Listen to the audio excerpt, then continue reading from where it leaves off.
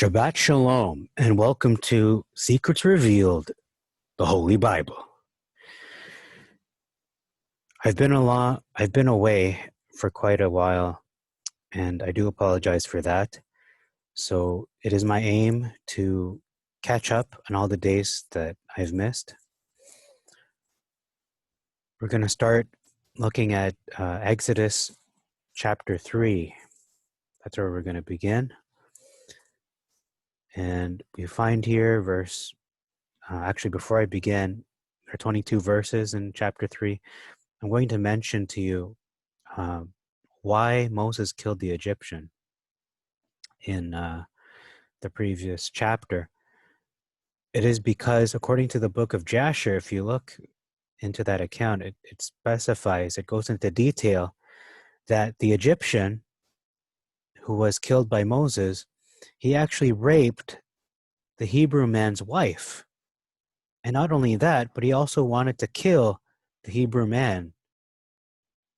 So this Hebrew went and told Moses about the situation, and that is why Moses intervened. Ultimately, it wasn't just a little fight that he saw. I mean, I would say Moses really escalated the situation if that were the case. But the book of Jasher seems to give us a little more understanding as to the logic behind Moses's intervention in the situation. So now I'm going to look at Exodus 3 and verse 1. It says here, near to the wilderness.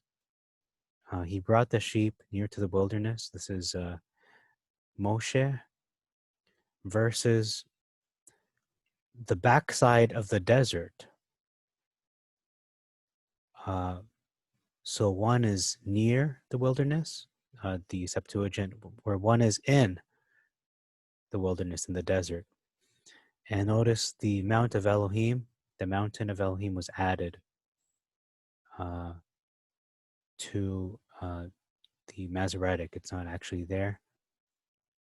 Of Elohim actually is what was added. Verse 5, we see here, loose your sandals from off your feet versus your shoes. Verse 6, he turned away his face. Moses did, for he was afraid to gaze at God, at Elohim, versus he hid his face. So it's one thing to turn away your face, another thing to hide your face, just cover it up, possibly. Verse 7, we see here, I know their affliction. This is Elohim speaking. That's Yah speaking. And then verses, it says here, sorrows. I know their sorrows. So one's just emotions, one is actual actions being perpetrated upon them. Verse 8 says the Girgashites, and they are omitted from the narrative. Surprisingly, I note here, because, well, why would you not want to take more land? Why would you not want to conquer more people? Why would you leave the Girgashites out? What did they do that makes them special to be omitted from this list of peoples to be conquered, lands to overtake, to possess? Verse 12, this shall be the sign to you versus a token to you. So it says right here, this shall be a sign to you that I will send you forth versus a token. So worded slightly differently. First, and I'm asking the question in verse 12, is this the sign spoken of, mentioned in Daniel 9? The one where it talks about there will be a command to give an answer. Is this the command where this sign will be bringing the people out of Egypt? Is that the command? That seems to be the case when you do a lot of research into it. And I've done hours and hours of research into that Daniel 9 prophecy. Verse 14, this is very striking. This could be a very major difference. And what we see here is, as we all know in the Masoretic, this is a memory verse. This is the name of Elohim himself. It is, I am that I am. In Hebrew, a lot of people translate it as Yahweh Hove Haya, which is I was, I became, for I will become, which essentially just means that he's perpetual. There's no beginning, no end. He's the ever-existing one. The Septuagint doesn't say it in that exact way. It says, saying, I am the being. Now that is so deep. I can't go into that to the full extent that it deserves, but the being sounds to me like life. He is just the living one, the ever-living one, and we all have our being through the being. We came into being through the being.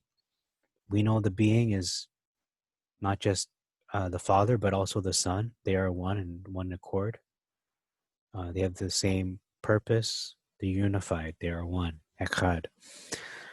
So that's all I'll say about that. Again, that's a very, very deep topic. That's the nature of Elohim. I can't really give it the justice it deserves, but just for the sake of time, for the sake of explaining the context within this context of Exodus 3, I'll just explain it in that way. Verse 16, looked upon you. I have surely looked upon you versus I have visited you. Looked upon makes more sense because he's looking at the affliction that they're going through versus visiting. That sounds like he's already done the actions that he's planned to do, which is the plagues, the 10 plagues. That's worded, I think, incorrectly, translated incorrectly. Verse 17, again, the Girgashites have been omitted in the Masoretic. Verse 18, the name of Jehovah was added. Right at the end there, it says, we may sacrifice to our Elohim in the Septuagint, whereas it says here, we may sacrifice to Yahweh or Jehovah or Elohim. So that is verse 18. We will go, also in verse 18, we will go then a journey of 3 days versus let us go, we beseech you. So one is pleading, one is just saying, we're just going. We're going. It's not a request, we're going. It's a statement. Verse 19, this is another major difference. Verse 19, I know, I'm just going to read the whole thing. I know that Pharaoh, king of Egypt, will not let you go except or save with a mighty hand. Now let's look at the Masoretic. And I am sure, so he's saying he's sure that the king of Egypt will not let you go. So far so good, but here's the big difference. No, not by a mighty hand. So we know this is a big contradiction because ultimately he did let him go because of a mighty hand, and that's the mighty hand of Elohim. So we use this understanding to decipher, to realize that the Septuagint is the one that's telling the truth here. The Masoretic is, in verse 19, twisted it very similarly to the way the serpent twisted the words of Elohim in the Garden of Eden, saying, you will not die. You will not die. Here it's saying, not by a mighty hand. He will not let you go, not by a mighty hand. But here it says in the Septuagint, he will not let you go except with a mighty hand, meaning that's the exception. That's the parameter which needs to be met. Verse 20, this verse, it makes no sense when you follow the Masoretic, and let's just read it. I will stretch out my hand and smite the Egyptians with all my wonders, which I shall work among them. So that's the mighty hand, further expanded upon. After that, he will send you forth. What does the Masoretic say? The exact same thing, except it just says he will let you go. So actually, that is the same. So verse 19 and 20 contradict each other in the Masoretic text. In the Septuagint, they're harmonious. The narrative continues and it flows. Verse 20, we just looked at that. 22, ask of her neighbor. It says, every woman shall ask of her neighbor of articles of gold, silver, apparel, etc. Versus every woman shall borrow. Okay, in our vernacular, our modern vernacular, borrow means to loan something. The implication is that these items will be returned.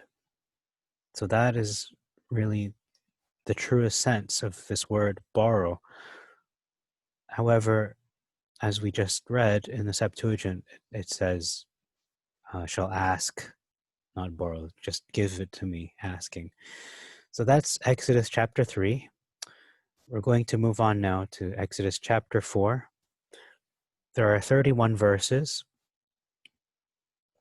If you just give me a moment to pause it. Okay, so the title of this video is A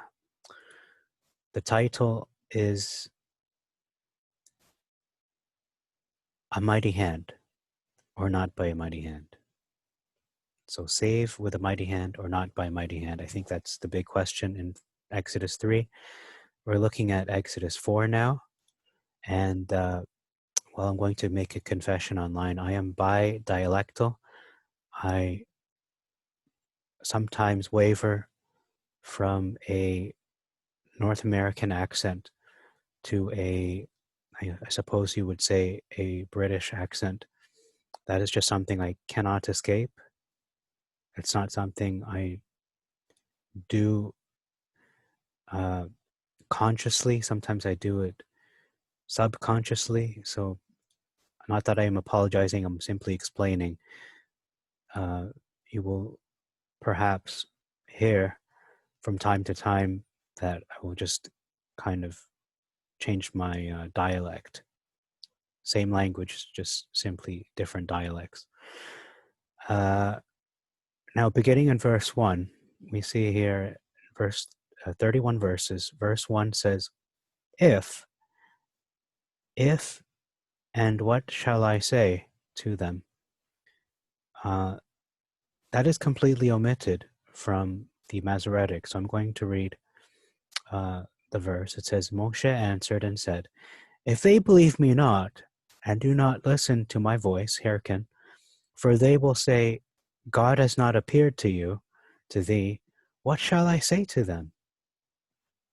That's not in the Masoretic at all. It's removed, which is quite sad,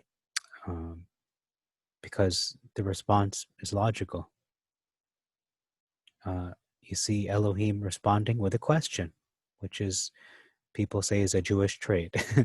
I find that interesting. Verse 6, leprous, the word leprous was added to the Masoretic that was not in the original Septuagint. It says, his hand, Moses' hand, became as snow.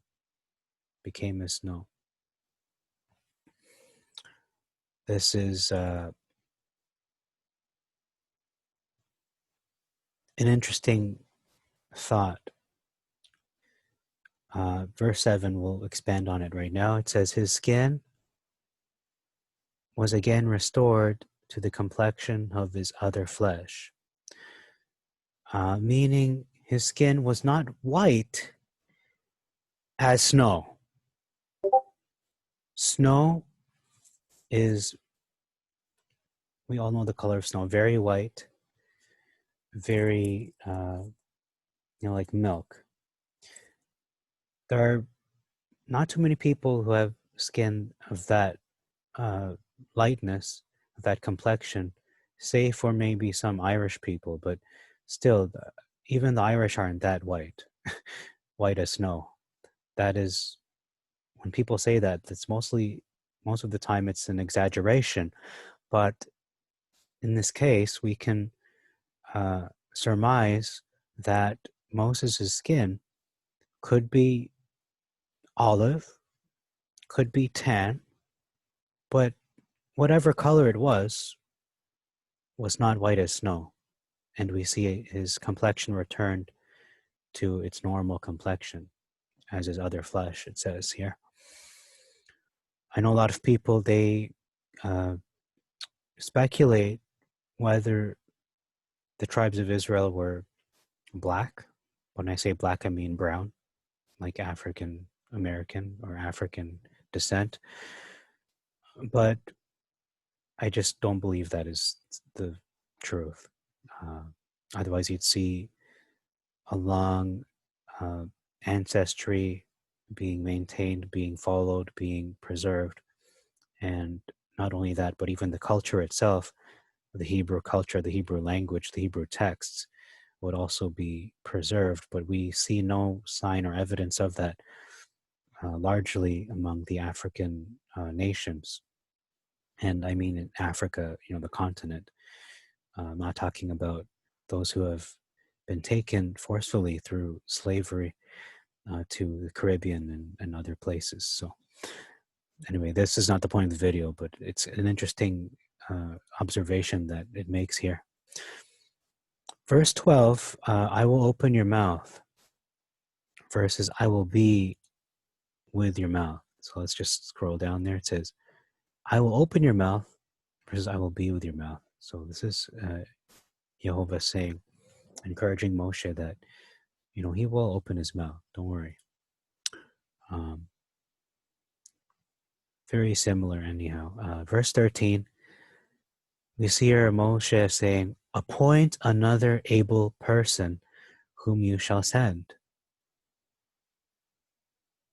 So we can see Moses is just not believing in himself and saying to God, essentially, God, you don't know what you're doing. Appoint someone else. Send somebody else, not me.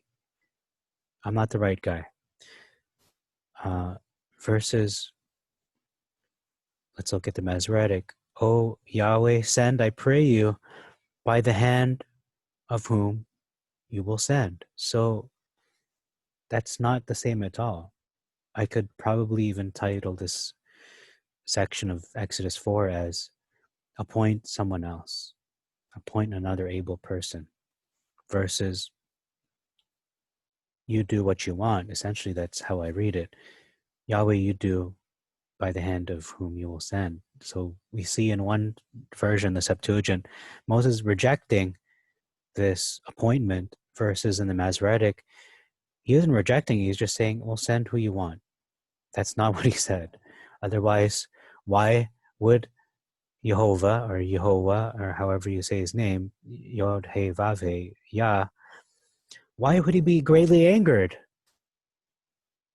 Unless he said, appoint someone else. And I know he didn't say it explicitly, you don't know what you're doing, but he's saying, I'm not the right man for the job, implying that he made a mistake. It's not me. Verse 14, he will surely speak to you. Aaron, versus I know that he can speak well. No, that's not the same at all. It's just saying, I know Aaron will speak to you about this. He will come forth to meet you. That's the context. It's the next section of the verse. Versus, I know he can speak well. Well, you know what? That's true. He became a spokesman, but Moses can speak too. But although it is implied, he does have a speech impediment. Okay. Moving on. Verse 15, my words versus words. You shall put my words into his mouth. So that's very specific. That's not your words, Moses. These are my words. The Masoretic says, put words in his mouth. So they could be your words, Who cares? Essentially, it could be open to be interpreted that way, understood that way. Moving on to verse 16, we see a major difference. There's quite a significant number of differences in this chapter. You shall be for him in things pertaining to Elohim. Okay, what does that mean? That is something that must be explored. He shall speak for you to the people, Aaron, and he shall be your mouth. But you shall speak to him, and You shall be for him. What will you be? In things pertaining to Elohim. So it sounds like he's the resource, that he's getting all his information from Moses. He's the intercessor, in a sense. What do we see in the Masoretic? Okay. We see a huge difference. He shall be to you instead of a mouth. Okay, so far so good. And you shall be to him instead of Elohim. What is this implying? It's saying that instead of God, you will be God. Instead of me, you're God. That's the way I read it. Maybe I'm reading it wrongfully, but how else can you read that? This would be a violation of the first commandment. You shall have no other gods before me. I know a lot of people understand this to mean that Aaron will be symbolically or metaphorically your prophet, and you shall be metaphorically, symbolically his God. That's not what we're seeing here. I know a lot of people have come up with this understanding. It's closer to, you will be the intercessor, you'll be the high priest. You're going to gather the information, the knowledge, but Aaron will be your spokesperson. He'll be your mouth. So you'll be the brain, because I put all the information, all the ideas, all the inspiration into your mind directly from me. But Aaron will be your mouth, because a brain cannot speak. Okay, so I think that's the best way to understand that. Again, major difference. Major difference. I'd say if I were to title this video, it would be, was Moses a god to Aaron? And then we have those other differences I mentioned. There's quite a significant number of differences in this chapter. Verse 17, miracles versus signs. You shall work miracles. You shall do signs. So maybe that's just a synonym, but to me they seem quite different. Whereas a miracle is a breaking of physics, of the laws of nature, laws of that Elohim has established, kind of the way things work, the nature of things, versus a sign can be something that does take place naturally, but you're just asking for it to be shown to you in a specific time, a specific way. I don't know, maybe that's me misinterpreting it, but that's the way I understand that. And those words do mean different things. A miracle is not the same thing as a sign. Verse 18, we see here, go in health. Go in health, Jethro saying to Moshe. Versus, what does he say? Go in peace. So shalom. Although shalom does mean good health. But health and peace are not the same thing. The king of Mizraim died, it says here in the Septuagint. Doesn't say that. In the Masoretic, it was omitted completely. Verses 22 and 23, the words, son, my firstborn, I will slay your firstborn son. That was omitted from the Masoretic. Oh, actually, you know what? I did make a mistake here. So the word son here was added versus my people. I think that's the difference here. It's not that section. It's right in the middle. Send away my people, that they may serve me. Versus let my son go. Let my son go. Instead of people, my son. So son is obviously an individual. However, people is a multitude of people. Verse 24, the angel of Jehovah met him by the way to kill who? Moses. Sought to slay him. Versus Jehovah met him. What? Jehovah met him? I don't think that is true, because if you did meet him, you would probably be vaporized.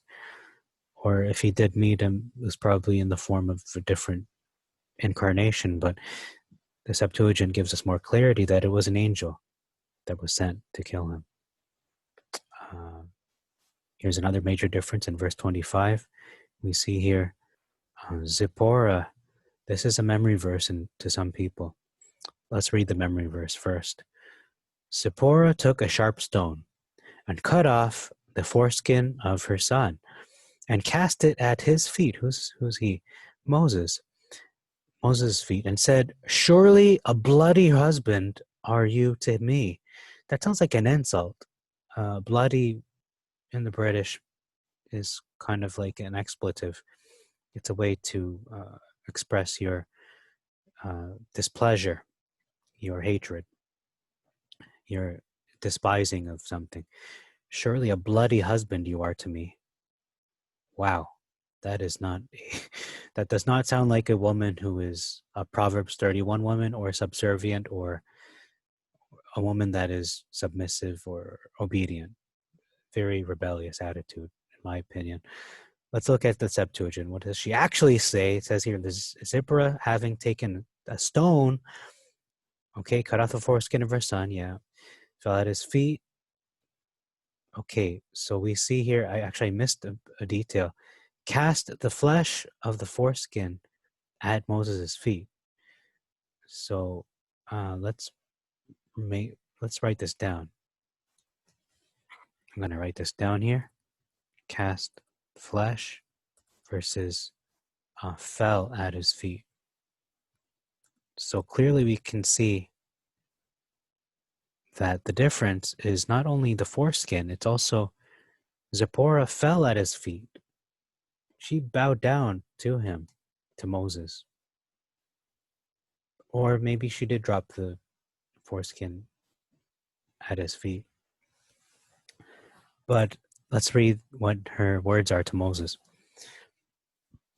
The blood of the circumcision of my son is staunched. That's what she says. Staunched. Now let me look that up. All right, so the definition of the word staunch, according to Merriam-Webster, is either steadfast in loyalty or principle. So it's either that or substantial.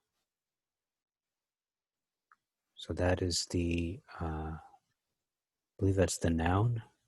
Oh, it's an adjective, okay. But here she's saying in verse 25 that the circumcision is staunched. So it's a verb.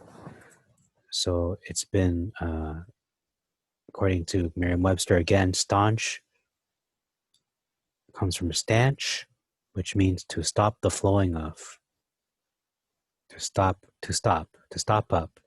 So that's the correct word, the correct definition. So she stopped the blood. The blood of the circumcision of my son is stopped.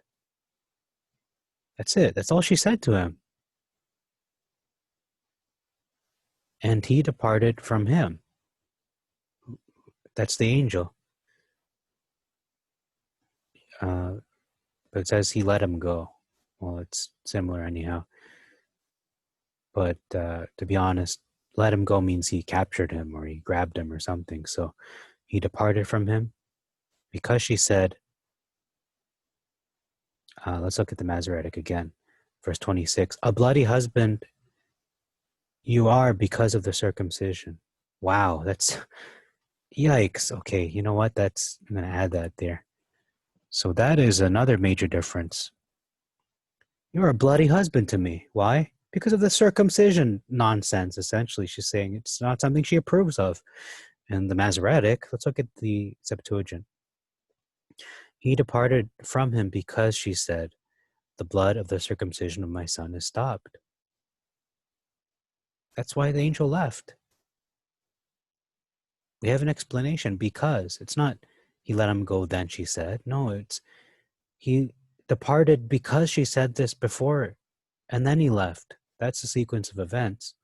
She wasn't a rebellious woman. She wasn't not disobedient. She wasn't disobedient to him. She wasn't uh, not submissive. She was a very good woman. Zipporah is a virtuous woman, a Proverbs 31 woman. She obeyed her husband, and that's why she'd circumcised her son. And she says to her husband, the blood of the circumcision of my son, and by implication, your son as well, is stopped. The blood stopped. Because on the 8th day, I believe it's the 8th day, but if they're going by, the letter of the law, circumcised on the 8th day, that's when the vitamin K, the clotting mechanism, is at its most efficient, at its highest point, the vitamin K level. So that's why the blood would be stopped. And, why would the angel want to kill Moses then if he was obeying the law? Well, you know what? Maybe they put it off for a while. Anyhow, we can see that the angel did leave, and there would have been a good reason for him to want to kill Moses if they were not keeping it the right way. So she circumcised the son, and that's what happened. That's what the statement was. So we see two major differences alone in chapter 4. We're not even done yet, but let's look at that. You will be to him an Elohim, and then this bloody husband business here. So I can just call this major differences. At least three major differences in these two chapters. Verse 27 says, kissed each other. Moses meeting Aaron, and they kissed each other. So Moses kissed Aaron, Aaron kissed Moses. Here we see that Aaron met Moses and kissed Moses. So Aaron is doing the kissing. So that's very important, because in the court of law, if they ask Moses, hey Moses, did you kiss Aaron? Moses will say, no. If you see the narrative, I did not kiss Aaron. Septuagint says otherwise. Verse 31, rejoiced. The word rejoiced is here omitted in the Masoretic. The people believed and rejoiced versus the people just believed. So they didn't rejoice in the Masoretic. Okay, well, this has been almost 30 minutes. I thank you for your time. Jehovah bless you and make your way prosperous. Until next time, we're going to look at Exodus 5 and 6. This is Jack Knight signing off for Secrets Revealed, the Holy Bible. Shalom.